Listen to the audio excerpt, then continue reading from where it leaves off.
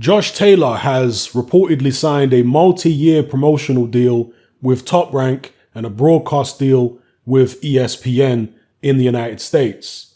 This is the most logical move for Josh Taylor to make right now, simply because he wants to be undisputed and Ramirez is with Top Rank and ESPN.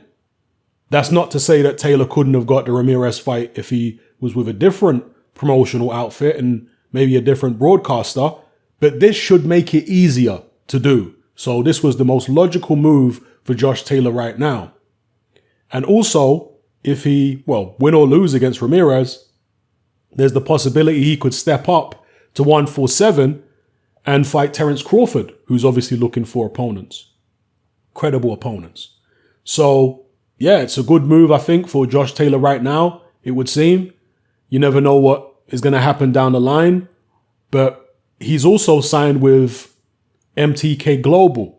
They're a management company, and they should have taken care of the paperwork for Josh Taylor to make sure that the contract works in his best interests, because that's the most important thing for any fighter signing with anybody, particularly when it's a multi-year deal, because this is not just multi-fight, this is multi-year. If you're only signing a 2 or 3 fight deal, you don't have to worry as much. But if you're signing a multi-year deal, you need to make sure that the paperwork works in your favor. You have to look at the other fighters in that particular promoter's stable.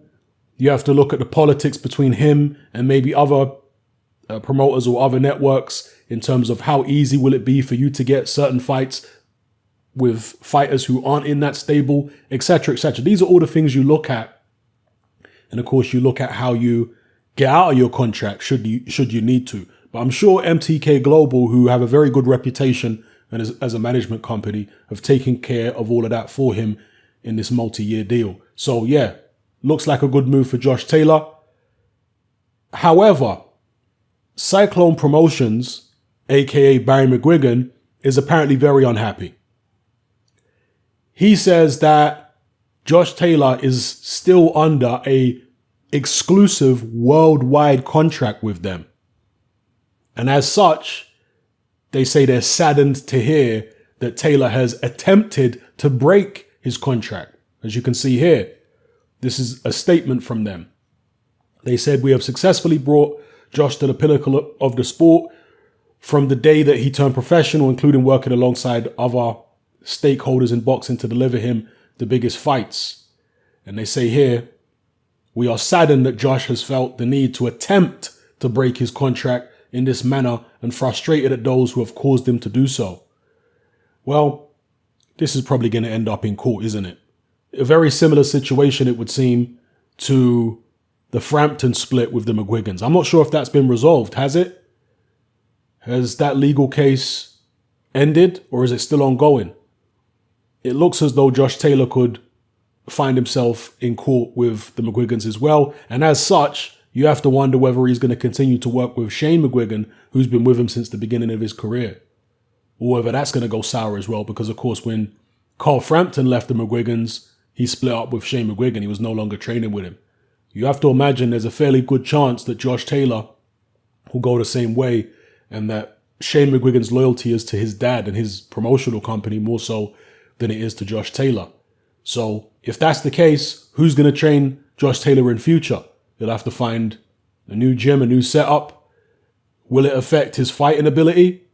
Or maybe he'll go from strength to strength. Maybe he'll find somebody who suits him even better than Shane Mcguigan. You know, one of the things about boxing is that the top fighters don't forget everything they've just learned from a previous trainer.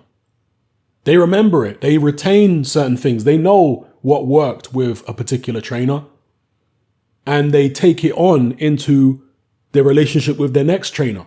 So they're always adding to their knowledge base. They're always adding to their skill set. That's the best fighters anyway, the great fighters. That's what they do. So when you have this notion of a fighter needs to be with one particular trainer, and if he's not with him, then it all goes wrong, I think that shows weakness in that particular fighter, to be honest with you. I think the great fighters if you've had a great trainer and you did well with him, you take on board what he taught you wherever you go. You don't forget it overnight. So we'll see how great Josh Taylor is. Looks like a bright future for the young man. I'm sure he's going to make lots of money from the top-ranked ESPN deal, which is what it's all about. These fighters have only got a very short window of opportunity to make life-changing sums. Now, there are going to be some people who say that he did the Mcguigans dirty by leaving them like this. I mean, has he left them? Or is he still intending to work with them in the UK? Because remember, this is an American deal. This is ESPN and Top Rank. This is not in the UK. We're yet to find out what's going to happen with regards to the UK side of things. Whether he's going to remain with Cyclone or whether he's going to, leave them even in the UK and join a different promotional outfit, maybe promote himself. Or maybe he's just going to be based in the United States like Tyson Fury, whereby it doesn't really matter what promotional group he's with in the UK for now. But who will screen his fights in the UK? That's a question we do have to ask. What broadcast deal is he going to do? Because most of the ESPN, most of the British ESPN fighters are with BT. But there's a possibility that Josh Taylor might say, you know what, let me be with Sky in the UK and obviously ESPN and Top Rank in America. Who knows? Whatever he feels is best for him, then he needs to go ahead and do it. Personally, I think Josh Taylor will probably do well even on BT. I know BT might not have as many dedicated boxing fans subscribe to them as Sky do, but Josh Taylor's fan base is very dedicated. He's got a strong fan base in Scotland, and I think they'll follow him over to BT. And as the saying goes, energy goes where attention flows. Or, excuse me, it's the other way around. Energy flows where attention goes. So when you've got a bunch of people watching Josh Taylor, let's say his hardcore Scottish fan base, watching Josh Taylor on BT, the buzz of that, the excitement of that will attract more people. So I think Josh Taylor will do well whether he signs with BT or whether he does a deal with Sky in the UK. I think he's going to be all right. Obviously, how successful he is will also play a big part in terms of how well he does in the UK by way of viewership and whatever. How successful he is in America against, the likes of Ramirez and whoever else he's going to fight. So, we'll see. But exciting times for Josh Taylor. And with the Mcguigans, look, I don't really have much sympathy for promoters. Most of you know this. Promoters are not the ones getting in their ring and risking their lives. Yeah, I know Barry Mcguigan used to be a fighter many, many years ago, but he's a promoter now.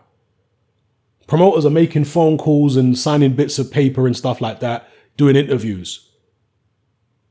I don't have as much sympathy for those people as I do for the people who are getting up every morning, doing the road work, punishing their bodies, sacrificing, dieting, making weight, doing the sparring, getting in the ring, fighting, and they've only got a small window of opportunity to make life-changing sums of money.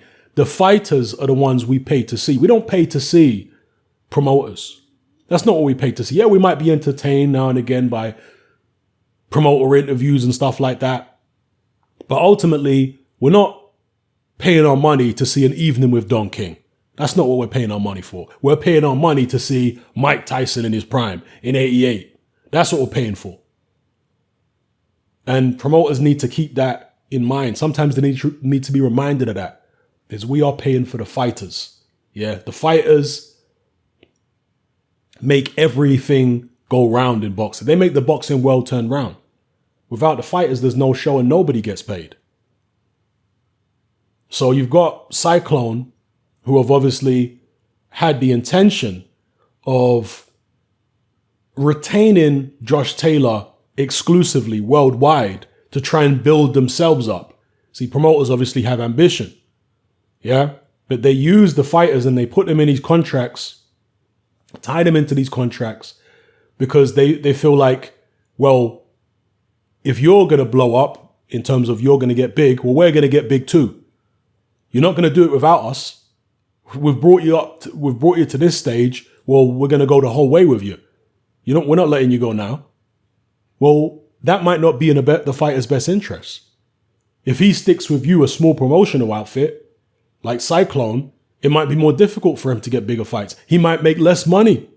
That's not in his best interest. You understand? I'm interested in what's best for the fighter.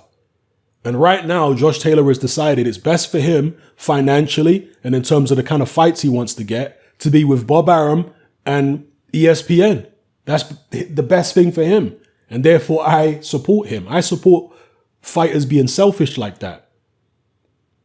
Because, Cyclone and all these other promotional outfits that have ambition and they have egos, they want to be the biggest promoters and they want to make the most money and all this kind of stuff. Yeah, okay, I get it. But you're not risking your life. You know what I mean? You're not the one who the public are paying to see. They're paying to see Josh Taylor. Let's remember that. Let's keep that in mind. Yeah? So I think that the attitude of promoters is a bit off, to be honest with you, in general. They still have this attitude like the fighter owes them something. No, the dynamic is this. Let me tell you what the dynamic actually is. The dynamic is the fighter is the attraction. And the fighter hires the promoter to promote his fights. That's what the dynamic is supposed to be, in my mind anyway. Yeah, it's not supposed to be it's not even supposed to be a partnership, in my opinion. It's supposed to be the fighter is the boss and the promoter is an employee. That's the way I see it. So, as usual with me, I know a lot of people, well, let me not say a lot of people, but there's a certain amount of people who don't like my stance on promoter relationships, but it is what it is. Let me know what you guys think in the comment section below about Josh Taylor signing with Top Rank and ESPN. I personally think it's the most logical move for him right now. And obviously MTK as well. So let's see where this goes. Hopefully we'll get the undisputed fight with Ramirez sooner rather than later. So yeah, let me know how you feel, people. It's happening, I'm out. Join me on Patreon. I upload a minimum of 2 podcasts every single week, covering a wide variety of controversial topics, as well as live stream Q&A sessions. Take a look on screen right now at some of the podcasts I've produced so far. For just $3 a month, the equivalent of about £2 a month, you get access to all my new podcasts and my entire back catalogue of past podcasts, including my popular Confessions of a Nightclub Bouncer series. You can listen on your computer or on your smartphone or tablet by downloading the Patreon app from the Google Play Store or the App Store for free. The Patreon app also allows you to download each podcast in MP3. For less than the price of a cup of coffee, you get access to dozens of hours of exclusive content. It's easy to sign up, there's no contract, and you can cancel at any time. So come and join our community of free and critical thinkers by signing up with me here on Patreon today.